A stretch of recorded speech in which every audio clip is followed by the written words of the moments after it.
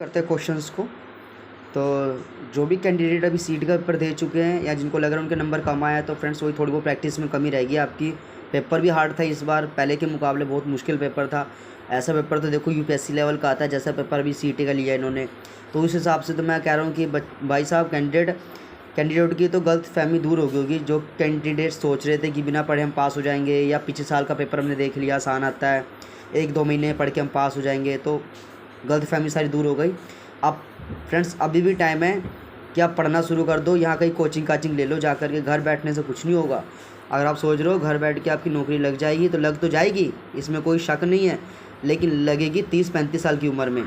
ठीक है ना, जब तक वो कंसेप्ट समझ आएगा तब तक तो बहुत देर हो जाएगी। इसलिए आप सबसे पहले एक काम करो कि भैया एक अच्छी सी कोचिंग आसपास ज्वाइन कर लो, क्योंकि आजकल कोचिंग में भी बहुत एडवांस तरीके से पढ़ाया जा रहा है, अच्छा पढ़ाया जा रहा है। ठीक है फ्रेंड्स, तो मैं आपके भले के लिए कह रहा हूँ, घर बैठने से नौकरी नहीं लगेगी, कि जब तक आपको अपनी कंपटीशन का पता ही नहीं चलेगा कि आप कितना अच्छा पढ़ रहे हो। मान लो आप घर पे पढ़ते हो, घर पे आपने जो है अपना मॉक टेस्ट लगाया, आपके मॉक टेस्ट में भाई 60 ऊपर नंबर आ गए, ठीक है, तो कोई बात नहीं, 60 से ऊपर नंबर आ गए। अब यही मॉक टेस्ट आप एक बार बच्चों के बीच में बैठ के दो जो आपके कोचिंग सेंटर में पढ़ते हैं। अगर वहाँ 10 बच्चे भी होंगे ना, अपने आप को जज कर लो कि आपके 64 बने हैं तो उनके 84-76 बने हैं। आपकी सिलेक्शन नहीं हो पाएगी, दूसरी सिलेक्शन होगी। तो घर बैठे रहोगे, सिलेक्शन कभी नहीं होगी। घर से बाहर निकलो, कोचिंग जाओ, लाइब्रेरी जाओ, टाइम दो, और जितने भी काम धाम आपने पकड़ रखे हैं फैक्ट्रियों में, सिक्योरिटी गार्ड, इधर उधर जो धक्के खा रहे हैं वो छोड़ कर पहले पढ़ाई पर ध्यान दो, तब जाके अपनी नौकरी लगेगी। फ्रेंड्स चलिए स्टार्ट करते हैं। खाना शब्द का प्रणार्थक रूप क्या है? तो खाना का है खिलाना।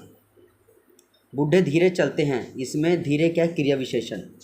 राम तैरता है, यह वाक्य किस क्रिया के लिए उदाहरण है? तो ये राम तैरता है अकर्मक क्रिया। अब फ्रेंड्स यहाँ पे आपको कन्फ्यूजन होगी, भाई राम तैरता है अकर्मक कैसे है? बता दो रहा है कि राम तैरता है, लेकिन फ्रेंड्स मैं पूछ रहा हूँ, राम तैरता है, राम है, संज्ञा है, क्रिया है, कर्म कहाँ है यहाँ पे? मेरे कहने का मतलब है भाई राम कहाँ तैरता है? तालाब में तैरता है, नदी में तैरता है, कहाँ पे तैर रहा है वो तो मेंशन नहीं है, ये सेंटेंस अधूरा है, तो यह कर्मक क्रिया है फ्रेंड्स। अच्छा, वह लजा रही है, अकर्मक क्रिया है, मतलब उसको शर्म आ रही है। भाई शर्म किस लिए आ रही है? ये तो मेंशन नहीं है कि भाई वो अपने पति को देख के शर्मा रही है, अपने जेठ को देख के शर्मा रही है, उसके बारे में मेंशन नहीं है ना, तो यह कर्मक क्रिया होगी। राम रोटी खाता है, राम भी है, रोटी भी है, खाता भी है, सब कुछ है, सकर्मक क्रिया है फ्रेंड्स ये वाला आपका। चलिए नेक्स्ट क्वेश्चन देखिए। नेक्स्ट क्वेश्चन क्या है? निम्न में से कौन सा वाक्य कर्म क्रिया का उदाहरण है? तो मोहन सोता है। मोहन सोता है क्या फ्रेंड्स? कर्म क्रिया। क्या है ये? मोहन सोता है, कर्म, कर्म है ना, अकर्मक है फ्रेंड्स। ये कौन सा वाक्य अकर्मक क्रिया क्या है? मोहन सोता है। आप देखिए, सोना क्या कोई काम है? सोना कोई काम है नहीं फ्रेंड्स, मैं आपको बता दूं, सोना क्रिया नहीं माना जाता। ठीक है, तो यह कर्मक क्रिया ही होगा आपका। लिंग वचन अविकारी शब्द देख लीजिए।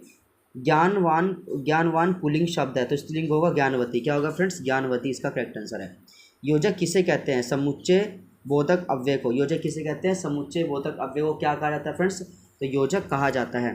के साथ, के पास, के अंदर, के ऊपर आदि शब्द डैश अव्यय के अंदर आते हैं, तो ये आ जाएगा संबंध बोधक। क्या है फ्रेंड्स? संबंध बोधक।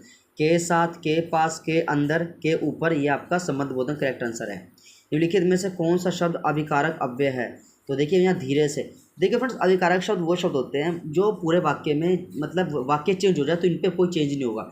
जैसे फ्रेंड्स मैंने बोला भाई मोहन धीरे धीरे चलता है, तो मोहन बोला ना मैंने, तो आपने धीरे धीरे लगाया। मैंने बोला सीता धीरे धीरे चलती है, अब मैं चलता को चलती कर दिया, लेकिन धीरे पे कोई फर्क पड़ा नहीं पड़ा, तो ये अभिकारक है, यानी अव्यय है, जिसपे लिंग वचन कारक सर्वनाम का कोई प्रभाव नहीं पड़ता। राम चिट्ठी लिखता है, ये क्या है? राम चिट्ठी, इसका भूतकाल था ना, तो राम चिट्ठी लिख चुका है। ठीक है, आगे पढ़े। आज का काम कल पर नहीं छोड़ना चाहिए। इस वाक्य में कल शब्द क्या है? तो कल एक काल है, मतलब समय की बात हो रही है ना फ्रेंड्स, काल आपको पता है समय को कहा जाता है। चलिए नेक्स्ट पढ़िए। हाथी डैश है, तो हाथी चिंघाड़ता है। क्या करता है? हाथी चिंघाड़ता है फ्रेंड्स। चलो मैं आपको बता देता हूँ, देखिए, हाथी चिंघाड़ता है, मधुमक्खियाँ भिनभिनाती है, मेंढक टर्राता है, घोड़ा हिनहिनाता है, ये आपका आंसर हो जाएगा। शेर शब्द का स्त्रीलिंग क्या है? तो शेरनी इसका करेक्ट आंसर है। दुर्दशा शब्द का अर्थ है बुरी दशा। पुरुष शब्द का अर्थ होता है कठोर। देखो फ्रेंड्स, ये पुरुष वाला तो भाई पेपर में भी आया था ना, तो ऐसे ऐसे क्वेश्चन तो मैं कह रहा हूँ आपको, बस सीटी के लिए फेवरेट है, आ ही जाते हैं। समान अर्थ देने शब्द को चुनकर। प्रकाश का रोशनी करेक्ट आंसर है।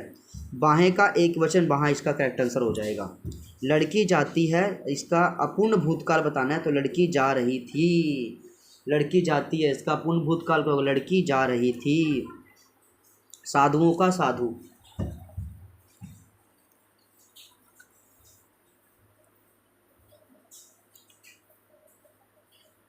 घोड़ा शब्द का स्त्रीलिंग रूप है घोड़ी। शब्दकोश में सही शब्द क्रम तो ये, तो फ्रेंड देखिए शब्दकोश में सही शब्द क्रम है तो अक्लमंद, अच्छा, अजीब, अनुवाद। क्या फ्रेंड्स? अक्लमंद, अच्छा, अजीब, अनुवाद।